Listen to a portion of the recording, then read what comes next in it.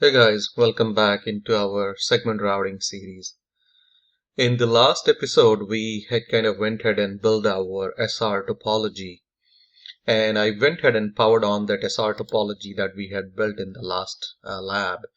And as you can see, all of the nodes in our topology are right now reachable and they are powered on, as you can see by this green indicator that really says, okay, hey, the node is up and running right now, and it is active and it's reachable. As well as when you power on the topology in the VIRL, you will be presented with a lot of good information. Here you can see, okay, hey, it has started these are different nodes. What are the different life cycle these nodes went through, from absent to active, absent to building stage, and then really, to active, and finally from unreachable to reachable state. So that kind of really indicates, okay, hey, all of the nodes in our topology are right now powered on. They are active and they are running. And if you recall, we had also built a basic day zero configuration for our nodes when we were building this topology. So now if everything is okay, we should be able to log into any of the nodes. And we had configured ISIS as our IGP routing protocol. So using ISIS, now we should have a end-to-end reachability between all of these nodes, and we should be able to reach any nodes from anywhere. So in this lab, we are going to go ahead and verify the day zero configuration that we had done during the lab build out.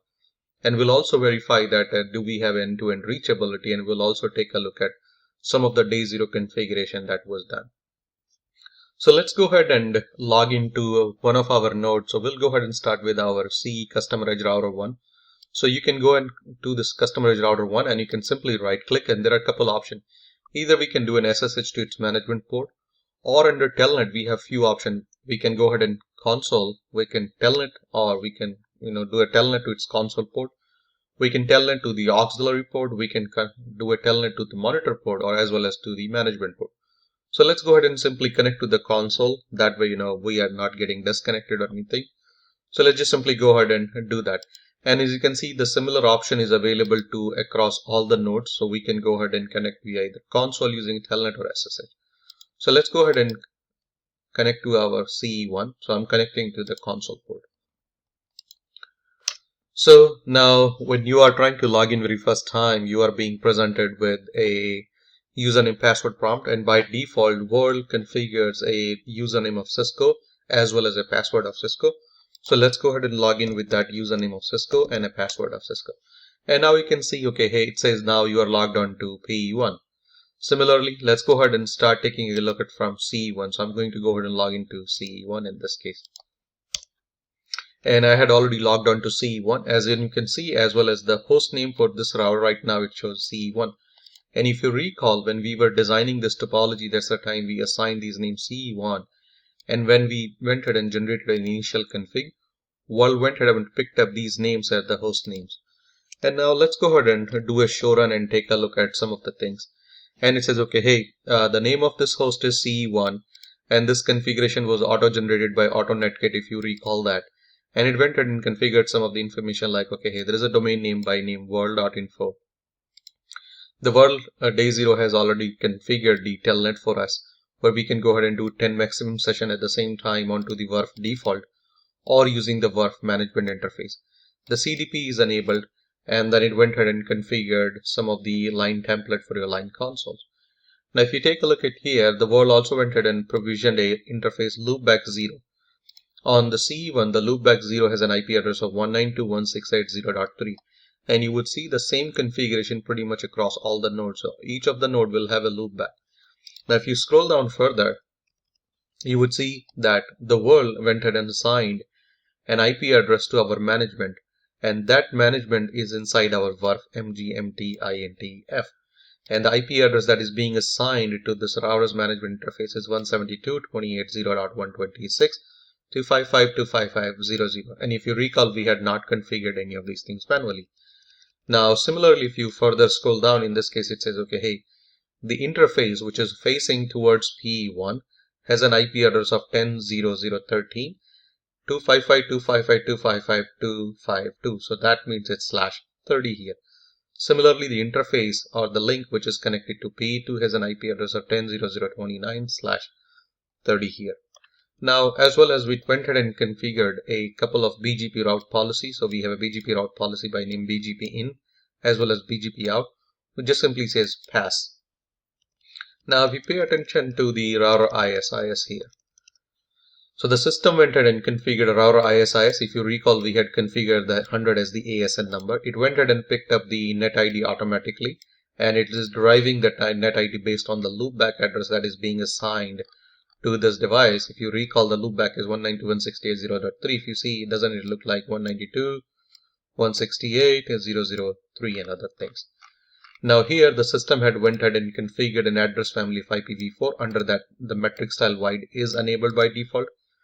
Now it also went ahead and configured interface loopback 0. So that means we are advertising loopback 0 inside our IGP ISIS here, which we have configured to be a passive interface. And here we are saying, okay, the circuit type, the level 2. So that means the topology right now, the VIRL has configured the topology in level 2 only. Now again, under this one, we are saying address family IPv4 unicast. So we have only enabled the IPv4 address family. If you need IPv6, you can go ahead and add either here manually, or during the VIRL build out, you can go ahead and say dual stack. Similarly, we are advertising our interface facing towards PE1 as well as PE2. So we are saying, okay, hey, the interface which is facing towards PE1, the circuit type is level 2. It is a point-to-point network. And again, address family IPv4 here. And if you see, we are not marking this interface as a passive interface here right now. Similarly, we are also advertising the interface which is facing towards PE2. Similarly, it's a point-to-point interface with an address family of IPv4. And if you recall, we had said, okay, we don't want BGP, but the system had went and configured a very basic BGP with a router ID of 100. And in this case, the BGP process ID is 100, where BGP router ID is the loopback IP address of this router. And under the address family IPv4, we are just advertising the loopback address. As well as system went and configured the MPLS OAM SSH server v2, and it is running on VIRL INTF. So now if you simply go ahead and take a look at some of the things, so we'll say simply show IP interface brief, and you would see, okay, hey, the loopback has an IP address of 196.0.3. Right now it is both status and protocol. So layer 1, layer 2 both are up, and it is in default VIRL. Similarly, your management has this IP address, your gig 0 has this IP address, and your gig 1 has this particular IP address. Now with that, let's go ahead and log into our node CE2 also here. So we'll go ahead and do a console connection to node CE2. Now let's go ahead and take a look at some of the details here. So we'll do show IP interface brief for this. And here in this case, it says, okay, hey, the loopback IP address for the CE2 is 192.168.0.4. This is the management address. And these are the interface IP addresses which are facing towards P3 and P4. Now, if everything is okay, assuming we have an end-to-end connectivity, we should be able to reach from CE1 to CE2 and vice versa. So let's take a look at again. CE2 has a loopback address of 192.168.0.3, and we are on CE1. So let's try pinging the loopback address of CE2. So we'll say ping 192.168.0.4. Again, 192.168.0.4. And let's reconfirm. Yep, that is the IP address 192.168.0.4.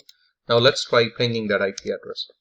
And as you can see, we are getting a successful ping response. So that indicates the CE1 has a reachability to CE2. Again, we can see the path that it is taking to reach to CE2. So we can do a trace route to 192.168.0.4. And you would say, okay, hey, the different hops this router is kind of taking here. So just by guessing the IP address, I'm not really sure, but looking at these octets, so it seems, okay, hey, it says, okay, I went to the router 3. If you recall, this was the router 2, 3. So it's okay, I went to router 3, then it kind of went to 4, 5, and potentially from there it says, okay, hey, I went to 6, and some of the things. And again, we will go ahead and map all of these routes, but you would see the system is taking one of the path throughout this topology, and we have a reachability from CE1 to CE2, and we can also go ahead and verify in the other direction. So let's just simply go ahead and say 192.168.0.3, and CE2 also has a reachability to CE1. We can also go ahead and take a look at our Ceph table. So we can say show CEF, and we is interested is 192.168.0.4, and just simply go ahead and press enter.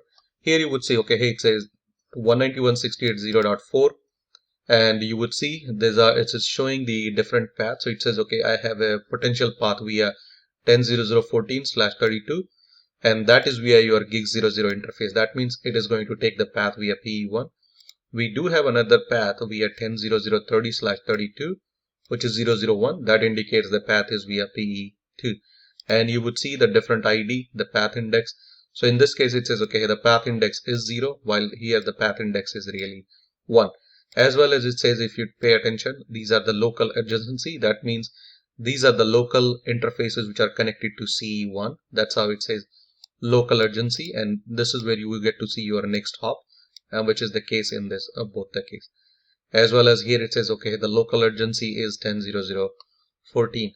So that's how we can go ahead and verify. We can also take a look at our routing table. So we can just simply do a show IP route here, and it shows, okay, hey, on this one there is no gateway of last resort is set, and you would see, as we said, the ISIS is operating is in level 2. That's why you would see here I is really indicating ISIS, and L2 indicates, okay, hey, you are seeing the routes from an ISIS level 2.